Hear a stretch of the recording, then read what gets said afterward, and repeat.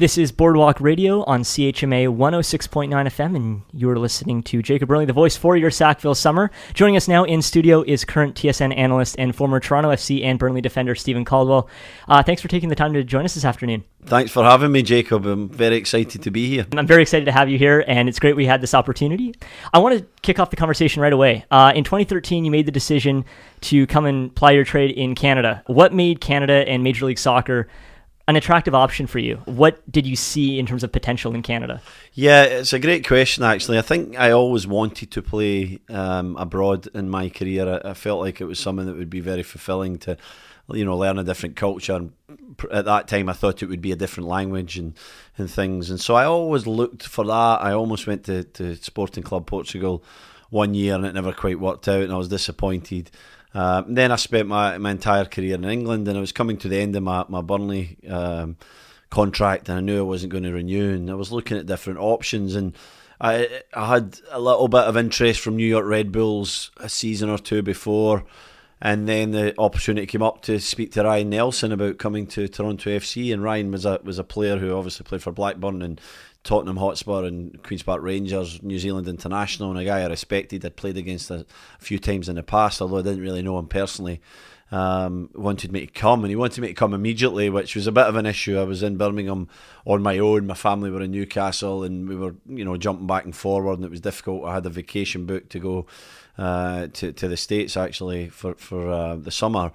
And I said to Ryan I could come in July, and this was through my agent, and my agent was liaising back and forward and said, no, Ryan wants you to come now. I said, I don't think that's going to be possible. So he said, well, Ryan's a fantastic guy. Get on the phone and just tell him, and I'm sure you and him will get on really well. So I went into the back room, said to my wife, we'll be back in 2 minutes. Just going to tell Ryan Nelson that, if he still wants me in July, I'm available, but I can't come in May. And 10 minutes later I came back through and said I leave for Toronto in 2 days. So it tells you what kind of guy Ryan Nelson is. He managed to persuade me to come. I knew about Toronto, the city, that was fantastic. You mentioned Wade Elliott earlier, Jacob, a teammate of mine at Burnley and then at Birmingham. We had a mutual friend called Richard Eckersley who had played for Burnley with us for a while. He was in Toronto at the time, and I knew it was a superb city. He had visited Eckers, and no doubt that it was an 8-week period to begin with. There was no doubt in my mind that it would have been great. I just felt I was a bit tired, and Ryan insisted that they needed me now for leadership and for some quality, and I made the move, and I never regretted it one day. So I'm thankful that I listened to that man. For sure. If you want to touch on your experience in Toronto, I guess maybe the reception you received from supporters, your experience on the field, and how you've seen the sport grow in the city since you arrived. Yeah, great one as well. I mean, it's been 5 and a bit years, and the growth is just incredible. And I can go into different areas, the development of the game, the improvements in the team, the massive restructuring in the stadium, the organisation that's behind Toronto FC, Maple Leaf Sports and Entertainment, is absolutely second to none. It's an outstanding sports and entertainment company. They obviously control the Toronto Maple Leafs and the Toronto Raptors, as well as the Marlies, TFC2, a lot of Live Nation events. So a wonderful company, and they gave TFC the opportunity and the backing to go and achieve success, and I think that has to be noted, and it's certainly, I wouldn't say one of the reasons why I came to Toronto, but it certainly it was a big reason why I wanted to stay in Toronto and to stay with that team and that company, because the level of care and quality is second to none. And I'd played for some good clubs in my career, Newcastle and Sunderland and Leeds and Burnley, and so I was lucky. I kind of knew what it was like to be a Premier League player, an elite football player, and the level of care that you get at Toronto is just better than any of them, comfortably. I liken it to like a Chelsea or a Manchester United. It's just nothing that you need. The food is tremendous, the training ground's outstanding. There's a realtor that helps you find an apartment. There's a handbook that you get that tells you the best restaurants, the best parks, the best this. There's liaison officers and helpers that just make it such a wonderful experience. I think most people that come from North America or from Europe or South America say the same thing, that they get that level of care, and that's because of the club. The growth of the team was slow to start with. We didn't have a lot of quality. I loved it from the beginning. We had some good young players. I think Ashton Morgan and Jonathan Osorio, Daniil Henry, young guys who were just starting in the game, and I took it upon myself to be a good example to the lads. I was coming to the end of my career, but Daniil particularly playing alongside me, a great friend of mine and someone that I put my arm around, tried to teach him some things about the game, because I always saw this raw quality in Daniil, and he just needed to mature and develop and gain some experience. And thankfully he's having a great season with Vancouver Whitecaps. I'm delighted he's back in MLS and Canadian soccer particularly, because I do think he's got a bright future with the national team. And I took the onus on me to be more of a player coach, and I got that freedom from Ryan Nelson, from his staff, to be that kind of figure. I had the captaincy within about a couple of months, and I just loved it. I loved the early days, to be honest. I loved how we were growing, and like I said, it was very gradual, but I could see, and thankfully some visionaries within the club, Ryan Nelson and Larry Tenenbaum and Tim Lewicki was a major influence on me and on the team, could see where this was going to go. And so we kept on track, and we kept just making it a little bit better. The introduction of Bradley and Defoe, even though it never quite worked out, was very important as well. And then Josie and Sebastian came at the back of that, and Ryan moved on, Greg Vanny came, and we started to get continuity for the first time in 11 years of existence at Toronto FC, and that was very important. And of course there was that magnificent season last year where I still had a role to play at the football club while I was independent with TSN, but being the reason that I had the chance to come to this amazing country was because of MLSE and Toronto FC. And so I was proud to see the work that they've done, and to win 3 trophies in one season is pretty remarkable. For sure, yeah. I want to transition the conversation now to more of a local setting. So you're here this week in Sackville joining Mount Allison Mounties coach George Jenkins for the Mounties Soccer Summer Camp. Talk a bit about how that opportunity came about. I know you were here last year, but maybe how did this all start? It just really started because George reached out to me and asked if I'd be interested, and George was back and forward to Toronto, so I said I'd be interested. I always want to help develop this game in this country, not just in the Greater Toronto area. That's my home, and that's where a lot of my work gets done, but it's important to me that I can come into different provinces and to try and spread the game, spread what I've learned, and encourage these young lads to keep kicking a ball, because it's the greatest sport in the world. You don't need anything, you just need a leather football and a patch of preferably grass, but it doesn't have to be grass. It can be a car park. You don't even need shoes. Some of the best players in the world were running around their bare feet and in underprivileged areas. So I firmly believe that we are going to start producing players. There's a lot of things need to be done to the infrastructure of the game, but instead of procrastinating or moaning about it, just get out there and actually go and meet some people. I'm huge on community, something that's really important to me, so I love meeting people, and that was the reason that I came to Sackville. George gave me that chance, that opportunity. I came for a couple of days last year. The Gold Cup final was in the middle of the week, so I had to go back and call that game with Luke Wildman for TSN, Jamaica and the US. And this year it just worked out that there was a nice gap, All-Stars this week, so I'm not working for All-Star, and I had the opportunity to come for a week. So it's fantastic. We're visiting different clubs. We've got the community camp here at the school, which I think is just tremendous. The kids are all very motivated, keen on working hard and listening, which is an important thing, and it's a privilege to be here. For sure, yeah. I really think to be able to extend your reach and share your knowledge of the game in smaller communities, because I feel like when the conversation about soccer takes place in sort of the Canadian sphere, you're talking about Toronto, Montreal, Vancouver, and with the introduction of the Canadian Premier League in 2019, things will change, but it's important to sort of kickstart that and really get people excited about soccer in these smaller communities. So yeah, absolutely. The Canadian Premier League is going to be massive for soccer in Canada. It gives more avenues and more opportunities for kids to have a dream, have a goal. I don't think 3 teams is enough, and I think that when we look at the 3 teams, especially Toronto FC, with the money that they're spending now, don't know how long that'll continue, but with a wage bill of $25 million, it's substantial. So we need more avenues for these kids to believe, to think that It doesn't matter if you're in Nova Scotia or Sackville, New Brunswick, or Victoria, BC. If you have a dream and you work hard and you put the hours in, you can get to wherever you want to go, whether that's MLS, whether that's Europe, English Premier League, La Liga, Canadian national team, Canadian Premier League, whatever your goal is, you have to go for it and work hard and realise that if you put the practice in, then you have the potential to do it. For sure. You've only been here for a short time in Sackville. I think this is your first full day here. Yeah. You caught up with Kodiak Soccer yesterday. I did, yeah. And obviously this is a much different setting than you're used to coming from Toronto. Yeah. How has the experience been so far, and what do you see out on the field?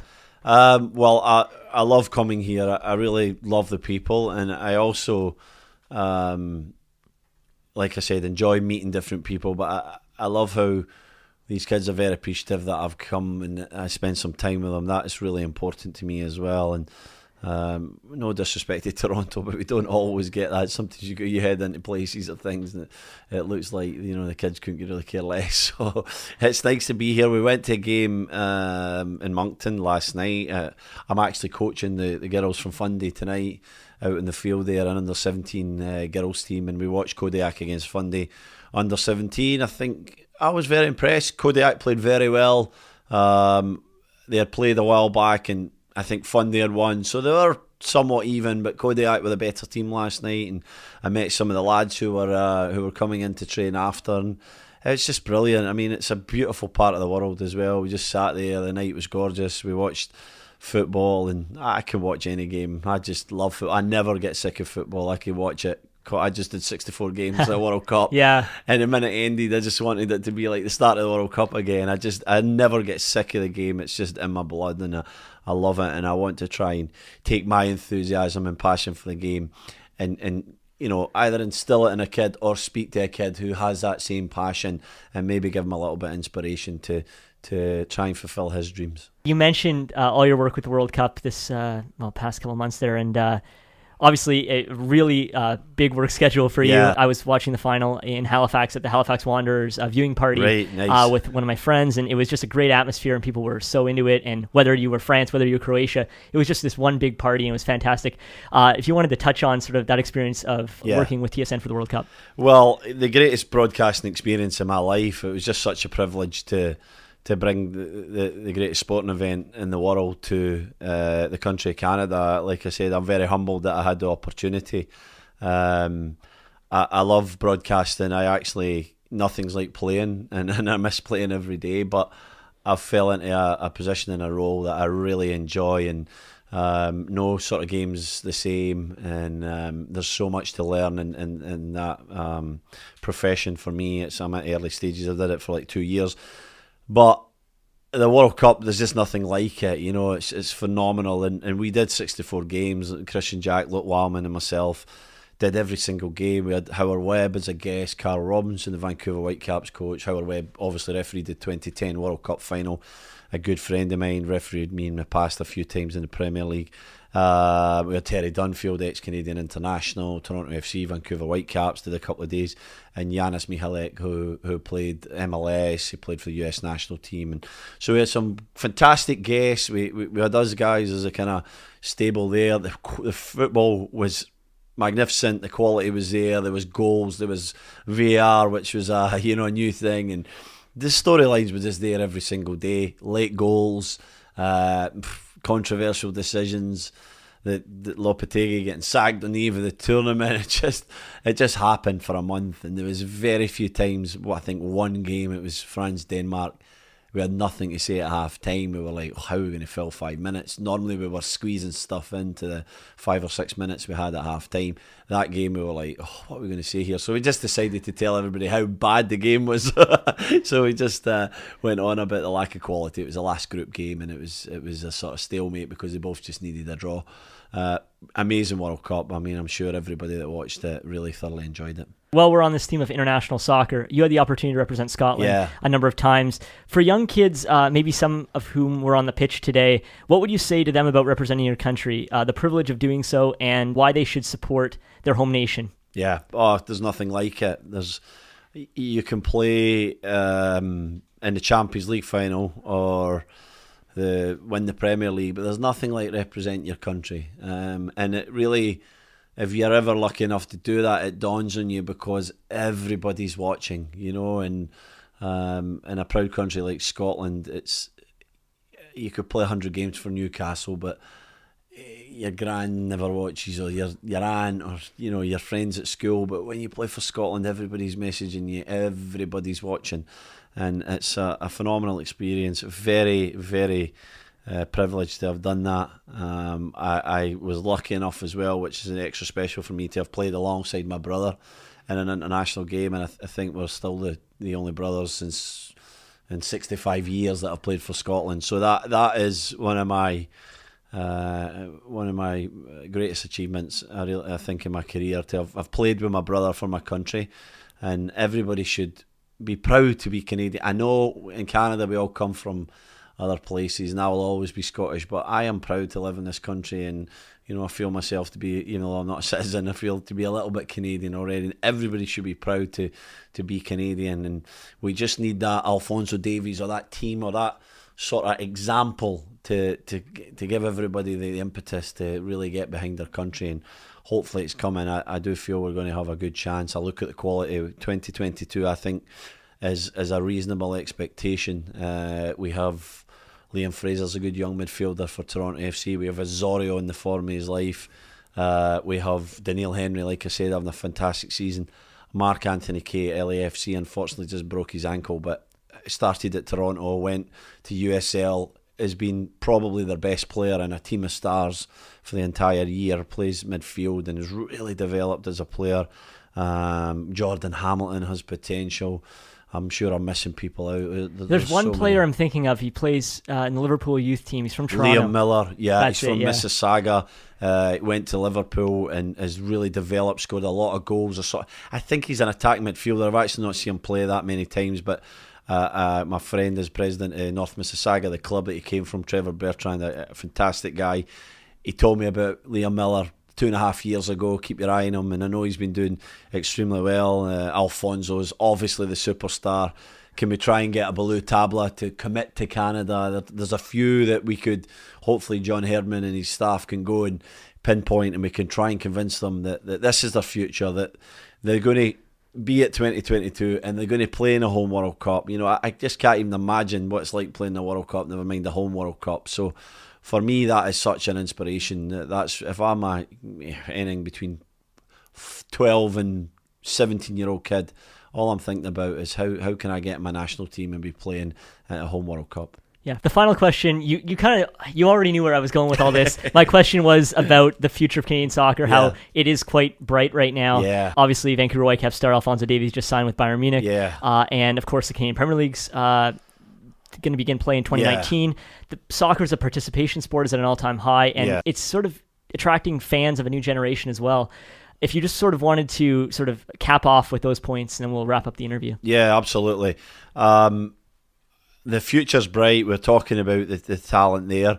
There's not enough avenues and options for these kids at the moment. You have 3 tremendous academies, and thankfully we are starting to see some of that talent. Really, Alfonso being the poster boy, being just an outstanding player, $13 million, maybe rising to 20. It's phenomenal, and he's a 17-year-old kid. He has so much development to come, and I'm sure that he's picked the right club in Bayern Munich. But we need Canadian Premier League. We need a clearer elite pathway for kids playing all over this country.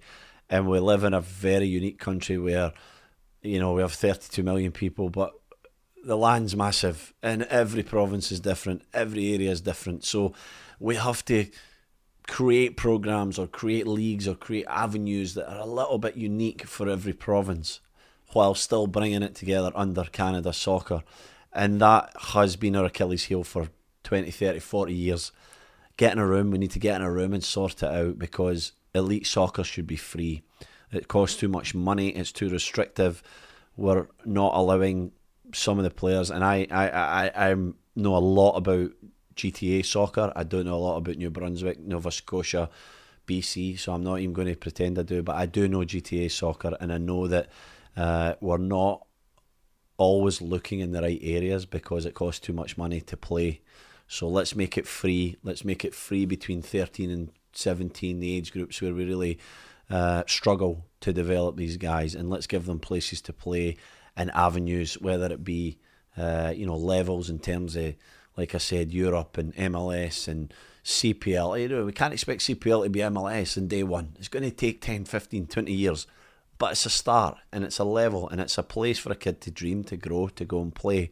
And it's important to the whole infrastructure of soccer in our country that we have a national league and we have that option.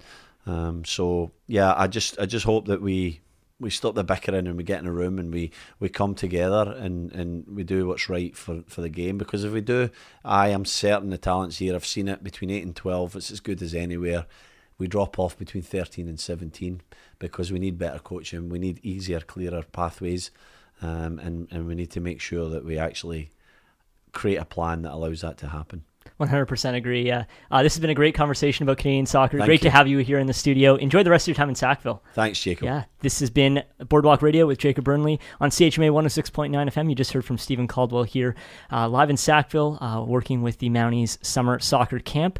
Stay tuned for more. Back to our regular programming.